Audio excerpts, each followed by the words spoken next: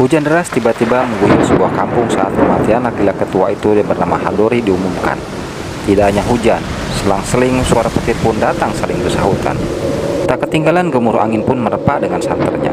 Sampai-sampai banyak pepohonan tumbang berjatuhan dan genteng-genteng pun banyak yang berhamburan. Apa yang dilakukan Hadori sehingga matinya secara mengenaskan? Yuk kita ikuti kisah selanjutnya.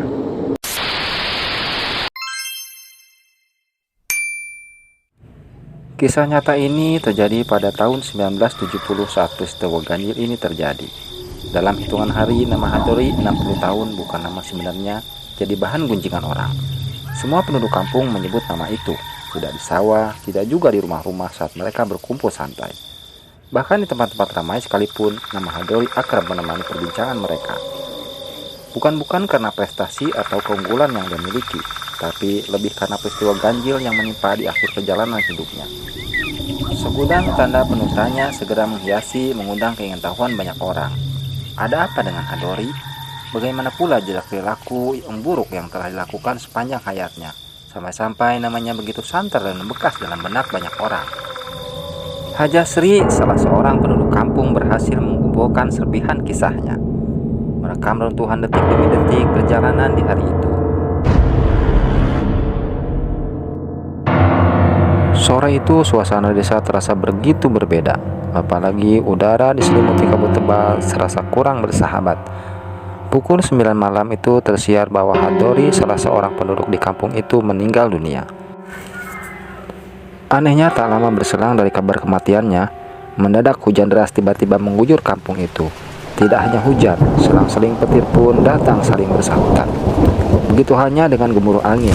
Dengan santernya gemuruhan angin itu menerpa apa saja. Pepohonan meliuk-liuk mengikuti arah angin yang menghempasnya. Dedaunan dan banyaknya benda-benda kecil lainnya tampak berterbangan. Bahkan tak sedikit pohon-pohon yang tumbang. Dan yang lebih membuat warga gelisah, tak sedikit genteng-genteng rumah pun penduduk berjatuhan akibat angin yang menghempas dengan kencangnya di malam itu.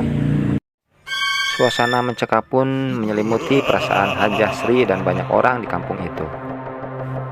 Di rumah Hadori sendiri, pemandangan panik menyertai anggota keluarganya. Apa pasal? Tubuh Hadori ditemukan dengan kondisi mengenaskan. Hadori yang memiliki kulit putih mendadak berubah menghitam saat ajalnya tiba. Hampir tak sedetik pun kulit-kulit di sekujur tubuhnya yang menampakkan kulit aslinya yang putih. Semua berubah menghitam, persis seperti kulit yang habis terbakar. Dari balik tembok rumahnya terdengar kalimat-kalimat pujian menyebut kebesaran Sang Khalik. Sebagian kalimat-kalimat thayyibah itu bernada penuh keheranan. Sebagian lagi memuji-muji dan memohon ampunannya. Tak lain kalimat-kalimat thayyibah itu melantunkan dari anggota keluarganya yang hadir. Astagfirullah, subhanallah, badannya menghitam. Ya hitam gosong gitulah, tutur Hajah Sri yang saat itu ikut hadir menyaksikan perjalanan Hadori untuk terakhir kalinya. Celakanya warga yang tampak cengang memandikan jenazahnya. Tubuhnya yang menghitam rupanya mengundang beberapa dari mereka yang hendak memandikan jenazahnya. Dihantui perasaan takut, rasa risih dan jijik bercampur di dalam benak mereka. Beruntung mereka segera sadar bahwa pengurus jenazah adalah bagian dari kewajibannya yang mesti mereka lakukan. Meski beberapa diri mereka terlihat saling dorong-mendorong, toh mereka mau juga memandikan jenazahnya. Akhirnya proses pemandian jenazahnya pun berlangsung sebagaimana lazimnya. Keesokan harinya, tepat pukul 11 siang, jenazah Hadori siap diantar ke tempat pekuburan untuk dikebumikan. Sebab meski selama penggalian terdapat sedikit kesulitan, namun lubang kubur itu kini telah selesai dan siap untuk ditempati.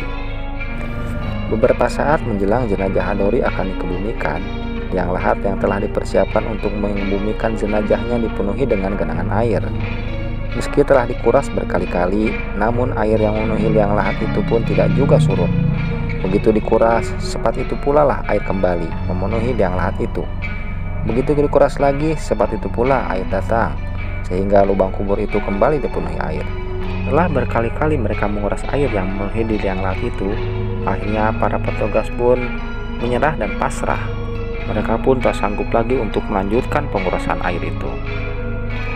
Kami sudah tidak kuat lagi, tutur mereka sambil sekali mengusap keringat basah di wajahnya. Ya, kami menyerah, sahut yang lainnya lagi. Celakanya saat jenazah Hadori dan para pelayat tiba di dekat lubang kubur, tiba-tiba mereka dikejutkan oleh pemandangan yang sangat tidak lazim terjadi. Setibanya di lokasi perkuburannya, tiba-tiba tanahnya perkuburannya bergetar kuat. Konon saja kepanikan para pengantar kian menjadi-jadi. Anehnya lagi, gempa itu hanya terjadi di sekitar area perkuburan Hadori saja. Sementara di luar area perkuburan termasuk di kampung itu sendiri tidak terjadi goncangan gempa sedikit pun. Waktu itu tanah di sekitar area perkuburan Hadori bergetar begitu kencang, apalagi makin lama getaran itu kian kencang saja. Saking kencangnya sampai-sampai orang-orang yang mengantar jenazah berpegangan pada pohon akasia dan kebetulan tersebar di kuburan itu. Tak rela kalimat thayyibah pun tak henti-hentinya keluar dari mulut para pengantar jenazah. Sesekali dari mereka mengelus dada keheranan. Subhanallah, subhanallah, astagfirullah. Anehnya lagi, air di dalam lubang kubur yang akan tempat sisa jenazah Hadori ternyata tidak juga menyusut. Padahal pada pengantar berpikir bahwa dengan gempa air yang memenuhi kuburan Hadori akan menyusut. Dengan situasi genting itulah Mudin, salah seorang pengurus jenazah, termasuk ustadz dan para ketua di kampung itu berembuk. Hasilnya jenazah Hadori sepakat untuk dikerebekkan ke dalam genangan air yang memenuhi liang lahat itu. Tentu saja ini adalah suatu kesepakatan yang kurang enak bagi keluarganya, sebab putusan ini terasa jauh dari manusiawi dan tak semestinya yang demikian sampai terjadi. Namun apa hendak dikata, keadaan tak bisa dikompromi. Bahkan selesai penguburan pun getaran-getaran gempa pun tak kunjung henti. Di kampung Lilin, sebut saja begitu, Hadori dikenal sebagai keluarga yang kaya raya. Sawah dan ladangnya terhampar di mana-mana. Bahkan kebanyakan sawah dan ladang di kampungnya dikuasai olehnya. Kediaman yang ditempatinya terlihat sangat mencolok, seolah memberi penegasan tersendiri bahwa Hadori memang keluarga berpunya di kampungnya. Apalagi saat itu, rumah-rumah di sekitar lingkungannya terlihat biasa-biasa saja. Tak satu pun rumah-rumah tetangganya yang sebagus rumah Hadori. Di halamannya tumbuh pohon-pohon mangga dan aneka ragam buah-buahan lainnya. Jauh berbeda dengan para tetangganya. Jangankan rumah mewah, sekedar makan sehari-hari saja pun rasanya sulit bagi mereka. Sayangnya cinta dunia kerap membutakan hati Hadori. Dan penyakit hati seperti inilah yang nampaknya menggerogoti jiwa laki-laki yang bertumbuh tambun ini. Rumah mewah dan hartanya yang berlimpah lama-lama menutup mata hati Hadori. Sampai-sampai ia pun lupa untuk bersyukur kepada Allah SWT atas nikmat yang diberikan kepadanya.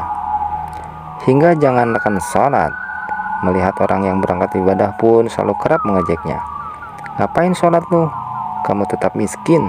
Lihat saya, meski tidak sholat pun uang dan harta saya berlimpah, ujarnya Hadori kepada penduduk di situ. Tidak saja ingkar terhadap sang Khalik, dalam kesehariannya Hadori dikenal sebagai orang yang kikir. Saking kikirnya, jangankan mensedekahkan sedikit hartanya kepada tetangga dekatnya, tetangga yang menginjak kaki di tanahnya saja dilarang olehnya. Buah mangga yang lebat di halaman rumahnya lebih rela dibiarkan jatuh begitu saja ketimbang dibagi-bagi ke tetangganya. Hartanya yang melimpah betul-betul telah membutakan hati Hadori. Padahal sebagaimana disebut dalam firman-Nya dalam surat An-Nur ayat 39, kesenangannya dunia berikut limpahan harta yang bertumpuk-tumpuk itu tak lebih dari sekadar fata morgana. Nah, ini adalah sepenggal kisah tentang Hadori yang selalu hidup dalam kemewahan sehingga jauh dari Tuhannya. Semoga ini menjadikan ikhtibar buat kita semua untuk lebih dekat kepada Allah SWT atas nikmat yang berikan kepada kita semua. Mudah-mudahan bermanfaat bagi kita semua. Amin ya Allah ya Rabbal Alamin. Terima kasih. Wassalam.